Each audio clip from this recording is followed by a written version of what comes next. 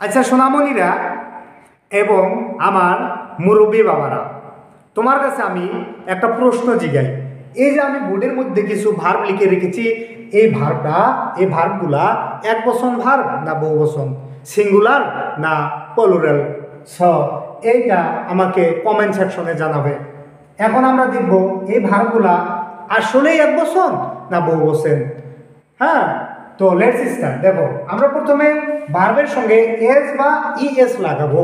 কখন এস এবং ইএস লাগে আমরা সবাই জানি, যে সাবজেক্ট বা কর্তাটা যদি সিঙ্গুলার হয়, যেরকম হি, শি, ইট, এগুলা হচ্ছে প্রোনাউন।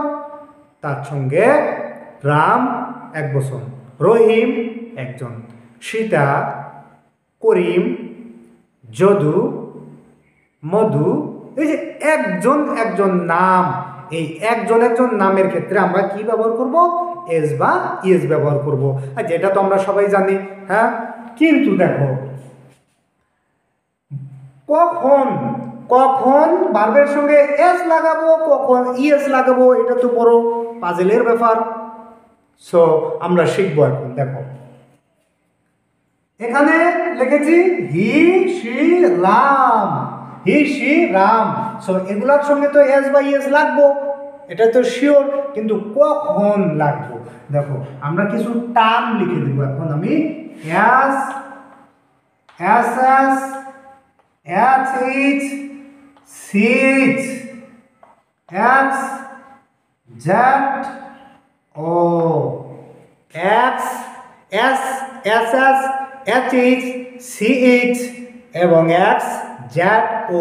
কোনো ভার্বের শেষে যদি এই যে এই টার্মগুলা থাকে, তাহলে সেই ভার্বটার শেষে ইএস লাগবে, ইএস লাগাতে হবে। ক্লিয়ার?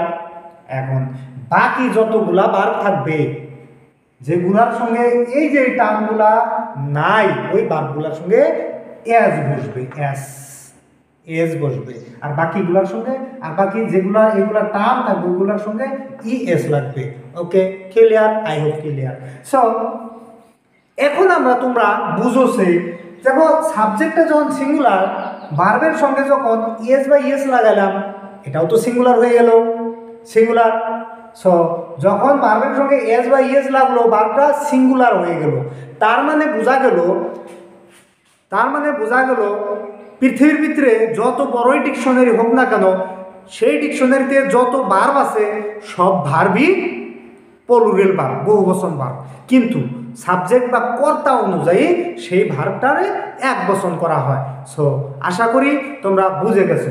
এখন দেখো, ওয়াচের সঙ্গে ইএস বসবে নাকি এস বসবে না, ইএস বসবে। কেন? সিএইচ, এখানে দেখো সিএইচ আছে, আবার দেখো সিএইচ আছে, সো ইএস বসবে। আবার সিএইচ টাচ, ইএস টাচেস। আবার দেখো এসএইচ আছে, সো আমি আগেই বলেছি, অলরেডি আই হ্যাভ মেনশন যে ইএস বসবে। যদি এইগুলা টার্ম থাকে তাহলে ইএস বসবে। পাবলিশ, পানিশ, সো তোমরা এগুলো বলবে কি হবে, তোমরা কমেন্ট সেকশন জানাবে। ডু, ওভারডু কি হবে? দেখো ও আছে, সো ইএস। গোর সঙ্গে কি হবে? ইএস। ডুর সঙ্গে কি হবে তোমরা জানাবে? গেস, ডবল এস আছে। দেখো দুটি এস আছে, ডবল এস এখানে টার্মটা দেওয়া আছে, সো এই টার্মের সঙ্গে কি হবে? ইএস বসবে। এখন আমরা দেখব আদার্স এক্সাম্পল, ব্যতিক্রম এক্সাম্পল দেখব, এগুলার উল্টা বাইসা ভার্সা এক্সাম্পল দেখব। কামের সঙ্গে কি হবে? এস। কারণ এই যে ভার্বের শেষে যে ই আছে, এইটা কিন্তু এখানে কোনো জায়গায় নাই। দিস ইজ ওয়াই আমরা কি ইউজ করব? এস ইউজ করব।